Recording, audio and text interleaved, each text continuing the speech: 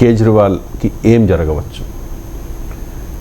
అంటే నార్మల్గా మన దేశంలో కోర్టుల తీర్పుల్ని కనుక మనం పరిశీలిస్తే ఇన్వెస్టిగేటింగ్ స్టేజ్లో కోర్టులు జోక్యం చేసుకోవు. ఎందుకంటే ఇన్వెస్టిగేటింగ్ ఏజెన్సీలకు కూడా విచారణ జరిపే హక్కు ఉంటుంది.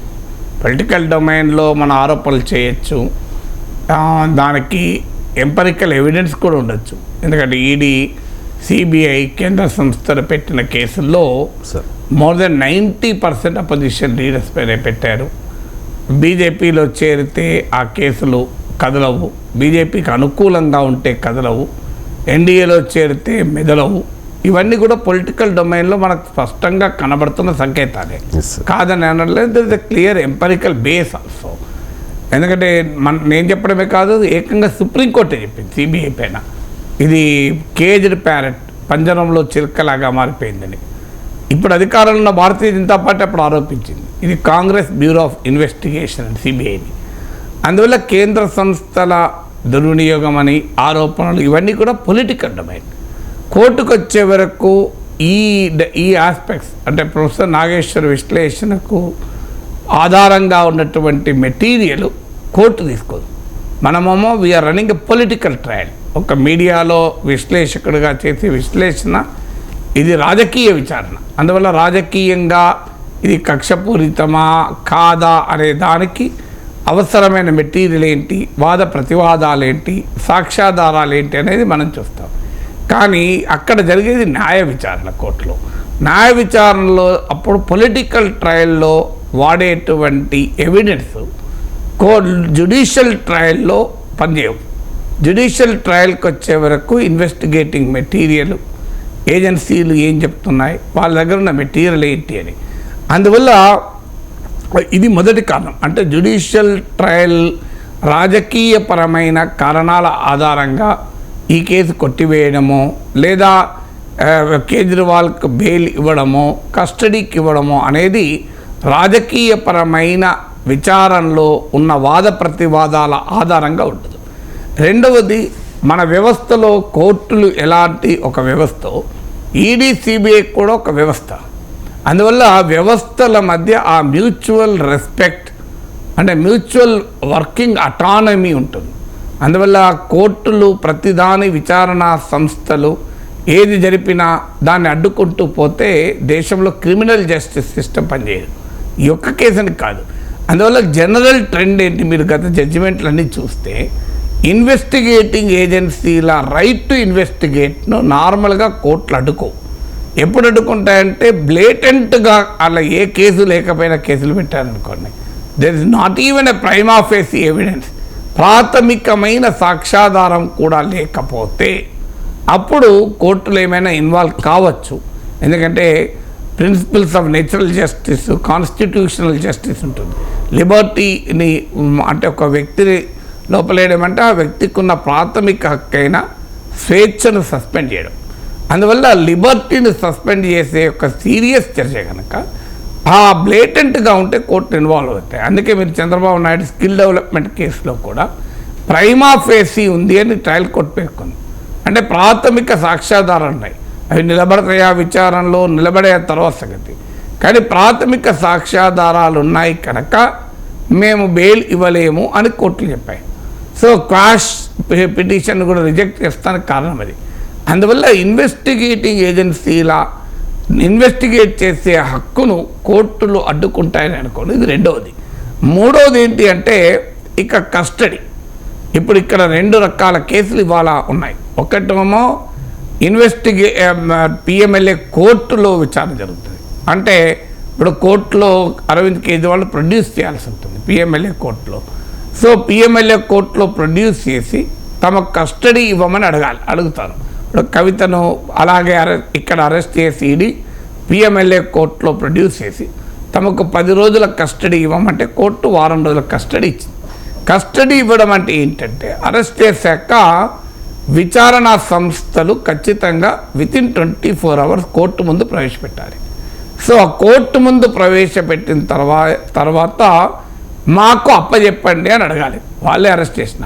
ఎందుకు అప్పచెప్పాలంటే మా దగ్గర కొంత ఇన్క్రిమినేటింగ్ ఎవిడెన్స్, అంటే ఈ నేరము జరిగినట్టుగా ఆధారాలు ఉన్నాయి, మరికొంత ఆధారాలు సమాచారం రాబట్టాలి అంటే ఆ వ్యక్తిని ప్రశ్నించాలి.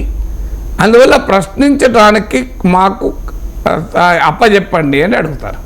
సో అలా అప్పచెప్పాలి అని అడిగినప్పుడు కేజ్రీవాల్ తరఫున లాయర్ మేము సహకరిస్తాం కదా ఇన్వెస్టిగేటింగ్ ఏజెన్సీస్, కానీ వాళ్ళ ఆర్గ్యుమెంట్ వాళ్ళు చెప్తారు. ఇక్కడ కవితను ఆల్రెడీ అరెస్ట్ చేశారు.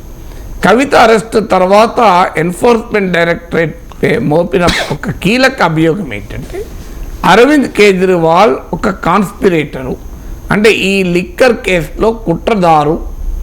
కవిత కేజ్రీవాల్ కలిసే ఈ కుట్ర బన్నారు. అంటే కవితనేమో లిక్కర్ కంపెనీల తరఫున, కేజ్రీవాల్ ఆమ్ ఆద్మీ పార్టీల తరఫున, వీళ్ళిద్దరి మధ్య కుదిరిన డీలే లిక్కర్ పాలసీ. అంటే ఢిల్లీలో మద్యం విధానాన్ని కొంతమంది మద్యం వ్యాపారులకు అనుచిత ప్రయోజనాలు కలిగేలాగా మార్పులు చేసి అందుకు బదులుగా 100 కోట్ల రూపాయల ముడుపులు ఆమ్ ఆద్మీ పార్టీకి ఎన్నికలకు ఖర్చుల కొరకు వీళ్ళు రూట్ చేశారు అన్నది అభియోగం. ఇందులో ఇంట్రెస్టింగ్ ఏంటంటే అరవింద్ కేజ్రీవాల్ ఆస్తులు పెంచుకున్నాడనో మనీష్ సిసోడియా ఆస్తులు పెంచుకున్నాడని కూడా ఆరోపణ కాదు. గోవా ఎన్నికలకు పంజాబ్ ఎన్నికలకు వాడారు అన్నది ఆరోపణ. సో అందువల్ల అయితే ఈ ఢిల్లీ లిక్కర్ పాలసీ స్క్రాప్ చేశారు, ఇప్పుడు లేదు అది. అందువల్ల మనీ ట్రైల్ లేదు కదా, ఎవరు ఎక్కడి నుంచి ఎవరికి డబ్బులు ముట్టాయి అనేది ఆ వాదన. డబ్బులు ముట్టడం అనేది కాదు, వీళ్ళు ఇలా కుట్ర పడ్డారు అనేది వాళ్ళ వాదన. అందువల్ల కవితను కేజ్రీవాల్ను కలిపి కూర్చుండబెడతాం, కవిత కేజ్రీవాల్ను కలిపి కూర్చుండబెట్టి మేము విచారణ జరుపుతాము అని ఈడీ అడిగే అవకాశం ఉంది. సో ఈడీ వెళ్ళి మాకు అప్పచెప్పని కేజ్రీవాల్ను, ఆల్రెడీ మా కస్టడీలో కవిత కూడా ఉంది, వీళ్ళిద్దరిని ఎదురెదురు కూర్చుండబెట్టి మేము మరికొంత సమాచారాన్ని రాబడతాము అన్నప్పుడు కోర్టులు నార్మల్గా ఇన్వాల్వ్ కావేమో అని అనుమానం. ఎందుకంటే మీరు లేదు ఇద్దరిని కూర్చుండబెట్టద్దు, మీరు ఇట్లా విచారణ జరపద్దు అని కోర్టులు అనలేవు కదా.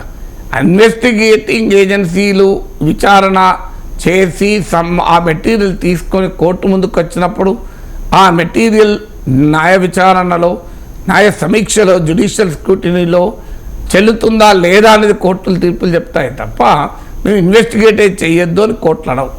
అందువల్ల బహుశా కేజ్రీవాల్కు రిలీఫ్ దొరకడం అనుమానమే. ఇక పిఎంఎల్ఏ కోర్టే కాదు, సుప్రీంకోర్టు కూడా మూవ్ చేశారు. సుప్రీంకోర్టులో ఎమర్జెన్సీ విచారణ కూడా కోరారు. అంటే బహుశా ఇవాళ సుప్రీంకోర్టు విచారణ కూడా చేపడుతుంది. ఈ కేసులో ఆల్రెడీ ఉప ముఖ్యమంత్రి మనీష్ సిసోడియా అరెస్ట్ అయ్యాడు, రాజ్యసభ సభ్యుడు సంజయ్ సింగ్ అరెస్ట్ అయ్యాడు, ఇక్కడ కవిత అరెస్ట్ అయ్యిండు. సో అందువల్ల ఆల్రెడీ ఈ నేరములు ఈ కేసులో నిందితులు అనేక మంది ఇచ్చిన స్టేట్మెంట్లు ఉన్నాయి. వీళ్ళెవరికి దక్కని ప్రివిలేజ్ కేజ్రీవాల్ దక్కుతుందా అనేది కూడా క్వశ్చన్ మార్కే. ఇక్కడ మనీష్ సిసోడియా ఇన్నేళ్ళుగా జైలులో ఉన్నాడు, ఆయన బెయిల్కు సుప్రీంకోర్టు దాకా వెళ్ళినా కూడా రాలే. అందువల్ల బహుశా కేజ్రీవాల్కు రిలీఫ్ దొరకకపోవడానికి ఎక్కువ అవకాశం ఉంది. బట్ లెట్ us see, ఎందుకంటే కోర్టులు ఇచ్చే తీర్పులు మనం ఎప్పుడు కూడా స్పెక్యులేట్ చేయకూడదు. ఇక ఆయన ముఖ్యమంత్రిగా ఉన్నాడు కదా అని చెప్పి కేసు లాగవు. సో ముఖ్యమంత్రిగా ఉంటాడు ఉండబోతున్నాడు అంటూ ఆప్ నాయకురాలు ఢిల్లీ మంత్రి అతీషి వ్యాఖ్యానించారు. సో రాజ్యాంగ రీత్యా వెసులుబాటు ఉంది, ఎక్కడ బ్యాన్ లేదు, జైల్లో ఉండి కూడా ముఖ్యమంత్రిగా బాధ్యతలు నిర్వర్తించవచ్చు, జైల్లో ఉన్నంత మాత్రాన రాజీనామా చేయాల్సిన అవసరం లేదు అని ఆమ్ ఆద్మీ పార్టీ వాదన. అది మళ్ళీ వేరే చర్చ. ఎందుకంటే ఇప్పుడు ఇప్పుడు అరవింద్ కేజ్రీవాల్ నేరస్తుడు కాదు, కేవలం నిందితుడే. అరవింద్ కేజ్రీవాల్ ఏమీ జైలు శిక్ష పడలే. It is only A judicial custody. మన దేశ చట్టాల ప్రకారం జైలు శిక్ష పడడమే కాదు, 2 ఏళ్ల కనీస జైలు శిక్ష ఉంటేనే ఆయన చట్టసభల సభ్యత్వాన్ని కోల్పోతాడు. అందుకే రాహుల్ గాంధీ పరువు నష్టం కేసులో కూడా 2 ఏళ్ళు పడ్డది. అది కూడా పరువు నష్టం కేసులో హైయెస్ట్ పనిష్మెంట్, అది 2 years. నార్మల్గా ఎవరికి వేయరు. ఆయన కేసీఆర్ డిస్క్వాలిఫై అయ్యడం, మళ్ళీ కోర్టులో రిలీఫ్ వచ్చింది అనుకోండి.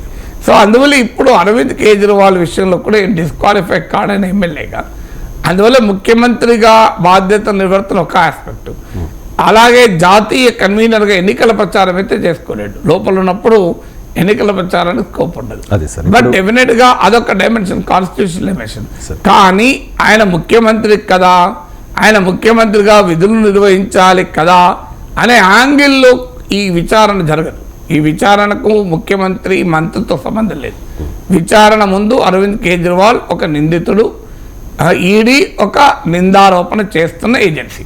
అక్కడికి ఉంటుంది తప్ప ఆయన ముఖ్యమంత్రి కదా, ఆయన సూపర్ స్టార్ కదా అని కోర్టు ఉండదు. ఎందుకంటే ప్రజాస్వామిక రాజ్యాంగాల్లో చట్టం ముందు అందరూ సమానులే కనుక విచారణ జరుగుతుంది.